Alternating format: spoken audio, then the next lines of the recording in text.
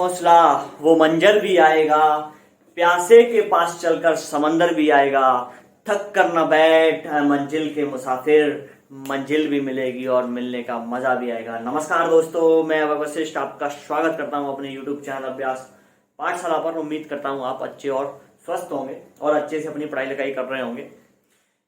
पिछली वाली वीडियो में लास्ट क्लास में हमने पढ़ा था सेल मेम्ब्रेन के बारे में, जिसमें हमने डिस्कस किया था कि उसकी लिपिड बाइलेयर के बारे में, उसके फंक्शंस के बारे में।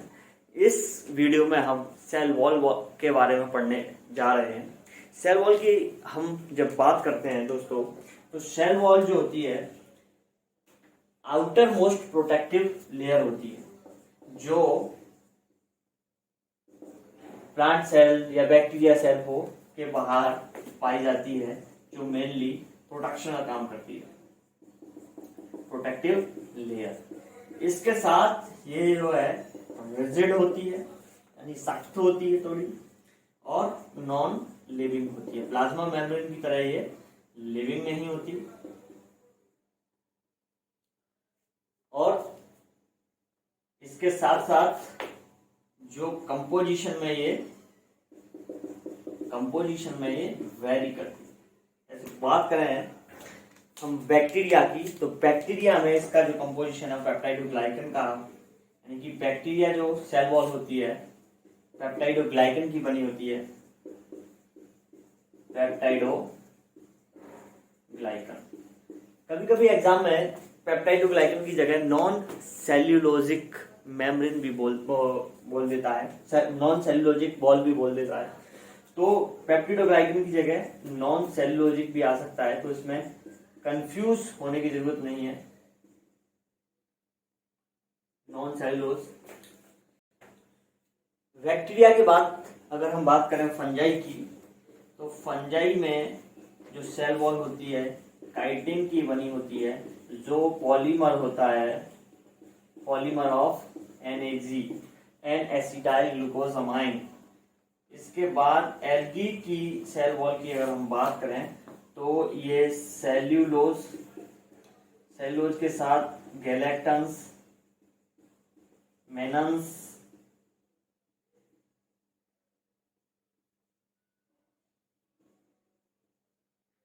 प्लस कैल्शियम कार्बोनेट जो मिनरल होता है, इसकी बनी होती है। तो ये तो बात हुई बैक्टीरिया, फंजाई और एल्गी के बारे में। अगर हम हायर प्लांट्स की बात करें, तो हायर प्लांट्स में ये सेल वॉल जो होती है मेनली सेल्यूलोज की बनी होती है। सेल्यूलोज के साथ इसमें जो सेल्यूलोज है वो मेन कंपोनेंट होता है। हेमी सेल्यूलोज भी होता है, hemicellulose plus pectin etcetera. तो ये हायर प्लांट्स की सेल वॉल की बात हो गई। एनिमल में तो ये एब्सेंटी होती है। तो ये तो दोस्तों बात रही जनरल सेल वॉल के फीचर्स की बारे में। अब एक टर्म आती है मिडिल लैमिना। ये क्या है, आइए समझते हैं इसके बारे में। तो यहाँ अभी तीन कुछ स्ट्रक्चर या डायग्राम बना रहा हूं मैं, जिसे ध्यान से देखिएगा।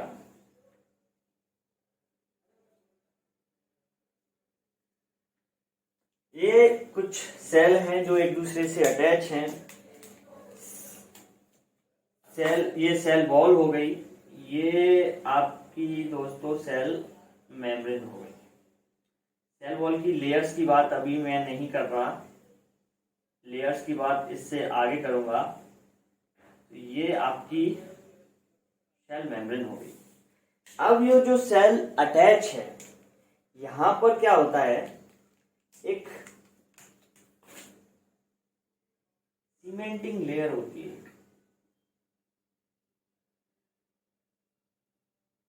इसकी बात कर रहा हूं, दो सेल के बीच में होती है। तो ये जो सीमेंटिंग लेयर जो होती है, इसी को हम क्या बोलते हैं, मिडिल लैमिना। ये जो होता है बहुत थिन होती है, नेचर में स्टिकी होती है, यानी कि इसको सीमेंटिंग लेयर बोलते हैं। और एमोर्फस होती है, अमोर्फस। एमोर्फस का क्या मतलब हुआ कि आप देखते होंगे, कोई बिल्डिंग में देखते होंगे कई सारे फ्लैट बने होते हैं, तो उन फ्लैटों की जो दीवार होती है वो कॉमन होती है। इसी तरह ये जो मिडिल लेवल है ये इस सेल के लिए कि कॉमन है। अगर आपने कोई हॉस्पिटल या कहीं देखा होगा, लगातार कमरे होते हैं, तो उन कमरों की जो दीवार होती है वो दोनों कमरों के लिए सेम होती है, मतलब इधर की साइड उधर की साइड कॉमन ही होती है। तो इसी तरह मिडिल लेमिला भी कॉमन होता है। इसके साथ साथ ये जो मिडिल लेमिला है और क्या काम करता है ये, अच्छा ये बना किसका होता है, ये बना मेनली जो होता है कैल्शियम पैक्टेट का होता है। मेनली मेजर में ये अगर क्वेश्चन आए, मेजरली इसका ही बना होता है। इसके साथ प्लस ये मैग्नीशियम पैक्टेट का भी बना होता है। इसके अलावा ये जो मिडिल लेमिला होता है और क्या काम करता है, ये जो है फ्रूट सॉफ्टनिंग का काम भी करता है। कैसे, आपने देखो होगा जो कच्चे फ्रूट्स होते हैं वो काफी हार्ड होते हैं और खाए नहीं जाते, जैसे कि अमरूद की बात करें, सेब की बात करें, जो भी है।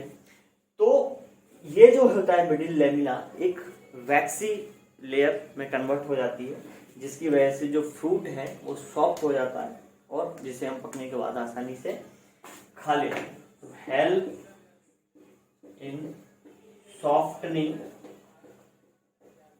Of fruit. अच्छा, तो ये तो बात हुई सेल वॉल के जनरल फीचर और मिडिल लेमिना के बारे में। इसको अच्छे से नोट कर लीजिए आप। इसके बाद हम पढ़ेंगे सेल वॉल की लेयर्स के बारे में। तो बढ़ते हैं इस वीडियो में आगे और बात करते हैं सेल वॉल की लेयर्स के बारे में। तो सेल वॉल की जो लेयर्स होती है मेनली दो लेयर्स होती है, प्राइमरी वॉल और secondary wall. Cell wall layers, यहाँ पर एक डायग्राम में मैं आपको समझाता हूँ कि इनका जो फॉर्मेशन है वो कैसे होता है। यहाँ बनाते हैं,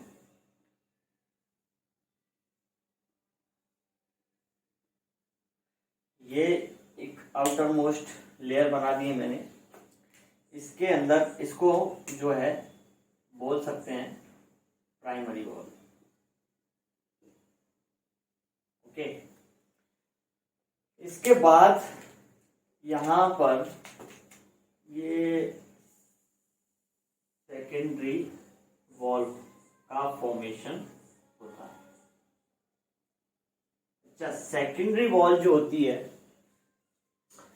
वो तीन लेयर्स में होती है, तीन लेयर्स में डिवाइड होती है। सेकेंडरी वॉल यानी S1।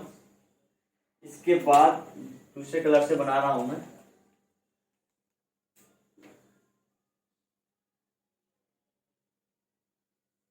S2।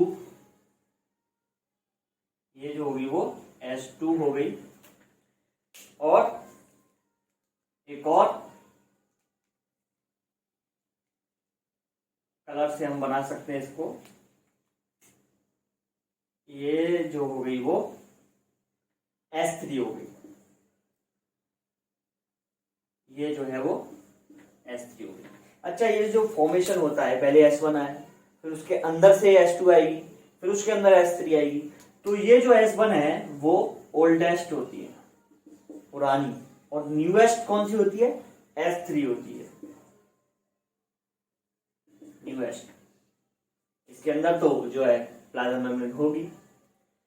तो इस तरीके से अगर हम बात करें प्राइमरी वॉल के बारे में,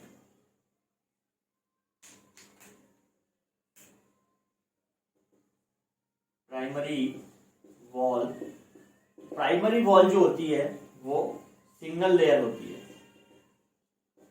सिंगल लेयर और थिन होती है। इसके अलावा found in young plants, young plants में ही तो पाई जाती है, क्योंकि आपने देखा होगा जो छोटे प्लांट्स होते हैं कोई भी आप देखोगे जो पौधे होते हैं उनमें फ्लेक्सिबिलिटी होती है, क्योंकि तब तक ये सेकेंडरी वॉल नहीं आई हुई होती है। तो जो प्राइमरी वॉल होती है यानी कि रिजिडिटी यानी कि मैच्योरिटी तब तक प्लांट्स में नहीं होती है, तो ये सेकेंडरी वॉल के आने के साथ साथ मैच्योरिटी बढ़ती जाती है यानी सख्तनेस बढ़ती जाती है। तो यंग प्लांट्स में जो है प्राइमरी वॉल पाई जाती है। और इसके अलावा जो प्राइमरी वॉल होती है इलास्टिक, जैसे ही सेकेंडरी वॉल का आना शुरू होता है, मैच्योरिटी आना शुरू होती है प्लांट्स में, तो ये प्राइमरी वॉल जो होती है धीरे धीरे विलुप्त हो जाती है, घटती जाती है। तो इसको हम क्या बोलते हैं, डिमिनिशेस आफ्टरवर्ड।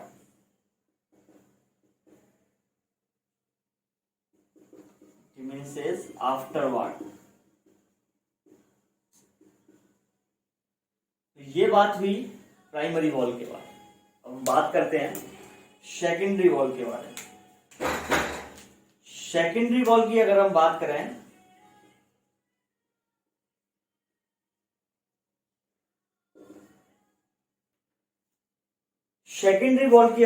करें तो सेकेंडरी वॉल जो होती है वो यूजुअली 3 लेयर होती है। Usually 3 layer.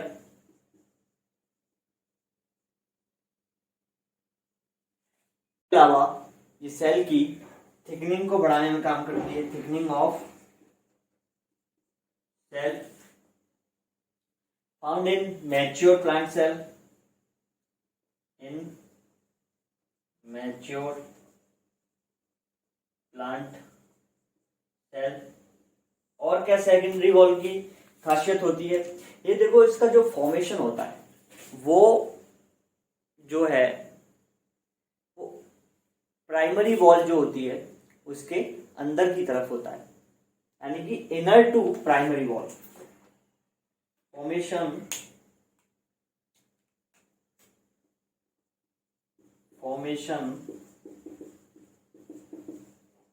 Inner to primary wall और outer to plasma membrane.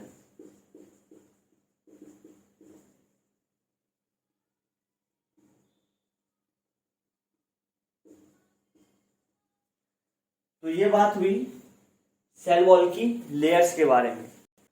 Layers के बाद अगर हम बात करें, एक टर्म आती है पिट्स। पिट्स क्या होते हैं, पिट्स माने बेसिकली गड्ढे होते हैं। कहीं कहीं सेकेंडरी जो वॉल होती है वो कुछ जगह आती नहीं है, तो वहां पर जो है स्पेस क्रिएट हो जाता है, तो उसी को हम पिट्स बोलते हैं। जैसे कि सपोज ये 2 सेल हैं, ओके, ये 2 सेल हैं और इसके बीच में ये क्या है, मिडिल लेमिना।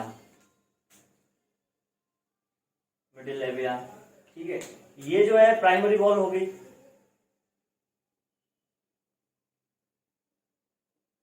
प्राइमरी वॉल हो गई, ठीक है, दोनों सेल की। अब सेकेंडरी वॉल का जो होगा फॉर्मेशन होगा, सपोज कि ये मैं मोटी लेयर बना रहा हूं, तो ये सेकेंडरी वॉल बना रहा हूं। कहीं कहीं पर क्या होगा, जैसे ये यहाँ पर आई, यहाँ पर स्पेस बन गया, यहाँ पर, तो थिकनिंग जो है कुछ गड्ढे जैसे हो जाते हैं। इन्हीं को हम क्या बोलते हैं, पिट्स बोलते हैं। तो दोस्तों इन पिट्स में क्या है, जैसे कि ये प्राइमरी वॉल आ गई, बट ये जो सेकेंडरी वॉल जो होती है वो एब्सेंट होती है कुछ प्लेसेस पे, इन सर्टेन प्लेसेस। तो यहां पर गड्ढे जैसी स्ट्रक्चर बन जाती है, इन्हीं को पिट्स बोलते हैं। यानी कि वी कैन से जो अनथिकन एरियाज होते हैं उनको अपन पिट्स बोल सकते हैं। इसके अलावा अच्छा इसका काम क्या होता है, ये बन तो गई। ये मेनली जो है इंपॉर्टेंट रोल जो होता है इसका, वो वाटर ट्रांसपोर्ट में होता है। किसमें होता है, वाटर ट्रांसपोर्ट। इजीली एक सेल से दूसरी सेल में वाटर का ट्रांसपोर्ट हो जाता है। तो पिट्स, लेकिन ये प्लाज्मोडेस्माटा से थोड़ा डिफरेंट है, याद रखिएगा, ठीक है। तो यहाँ पर ये बात हुई सेल वॉल की लेयर्स के बारे में और पिट्स के बारे में, तो इसको अच्छे से आप नोट डाउन कर लीजिए। बढ़ते हैं इस वीडियो में आगे और बात करते हैं प्लाज्मोडेस्माटा की। प्लाज्मोडेस्माटा जो है दोस्तों, एनसीईआरटी में आपकी एक लाइन दी हुई है कि cell wall and middle lamella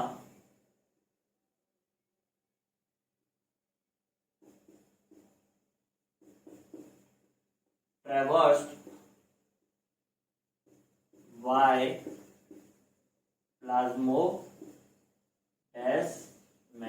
यानी कि एक चैनल जैसा बना देता है। आइए आपको मैं यहां पर बना के समझाता हूं कि सपोज ये दो सेल है, ओके।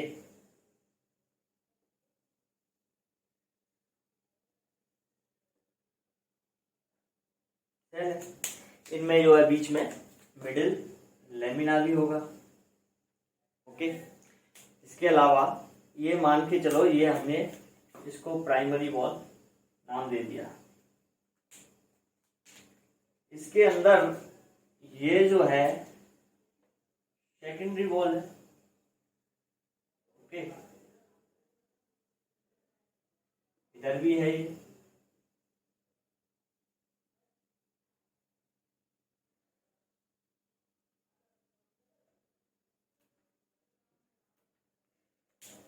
यहाँ पर थोड़ा खराब हो गया है। और इसके अंदर प्लाज्मा मेम्ब्रेन भी होगी ऑब्वियसली।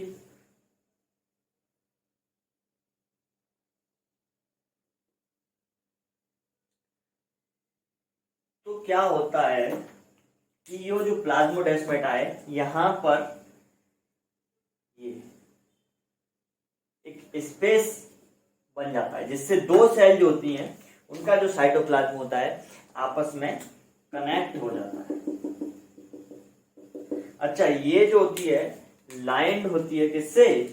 प्लाज्मा मेम्ब्रेन से, इस तरीके से, ओके। तो यहां पर एक डेस्मोट्यूबिल बन जाती है, जो सपोज ये ईआर है, यहां भी ईआर है, ईआर से निकलती है।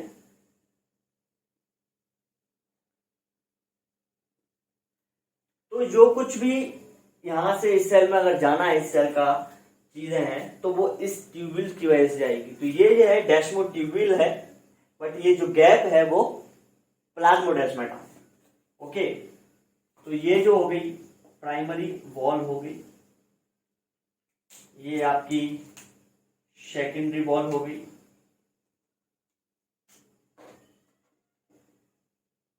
और ये आपकी प्लाज्मा मेम्ब्रेन।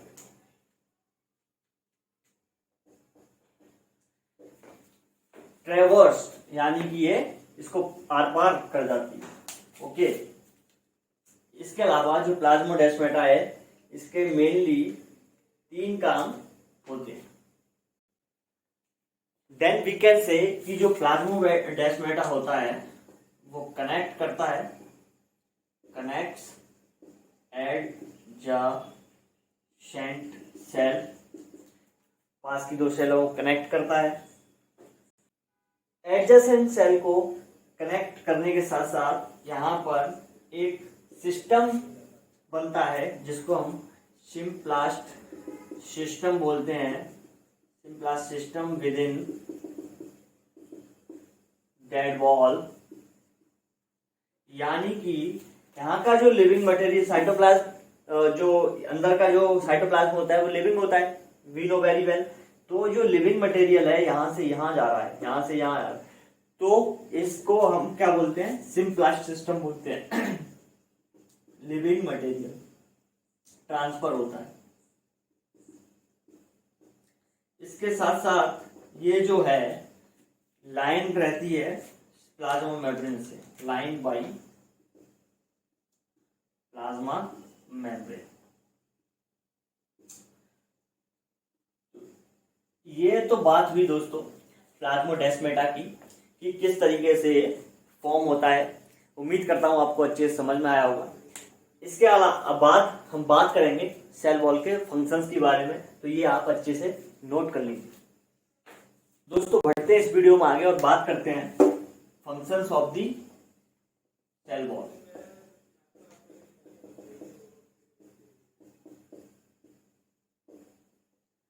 फंक्शंस की हम बात करें तो ये जो है मेनली प्रोटेक्शन का काम करती है। प्रोटेक्शन बाय इंजरी और बाय पैथोजन। ओके, यानी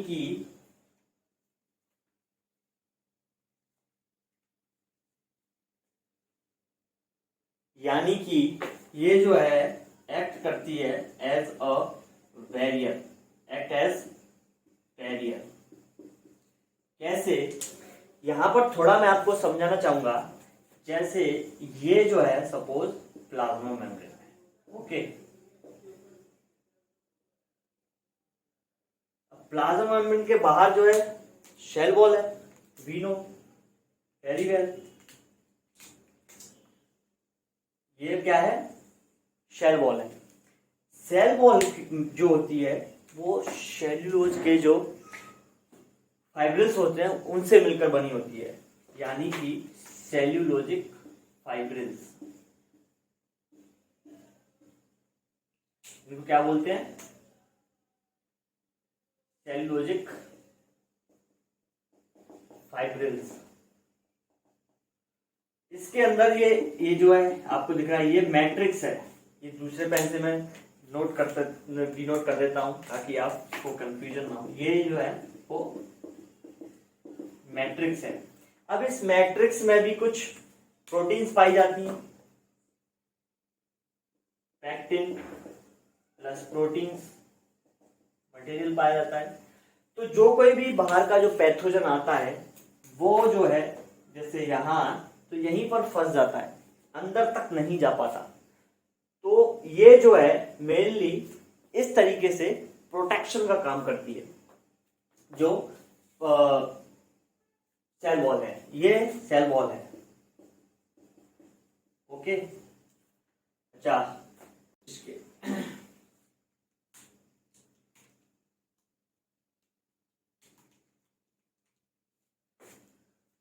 अच्छा, इसके अलावा और क्या काम करती है, ये जो ऑस्मोटिक बस्टिंग होती है उसे प्रिवेंट करने का काम करती है।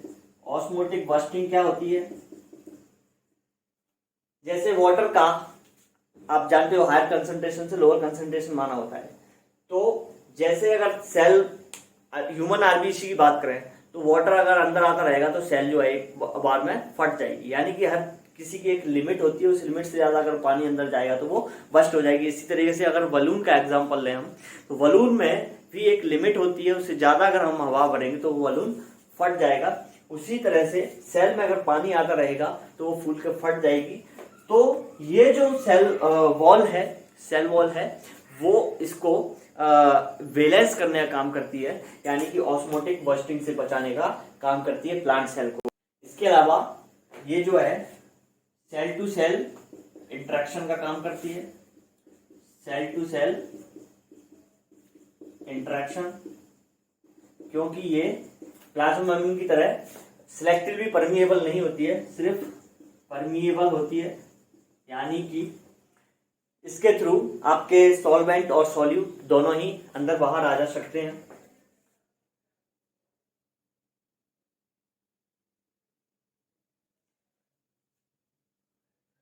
और इसके साथ साथ ये सेल को एक शेप भी प्रोवाइड करती है,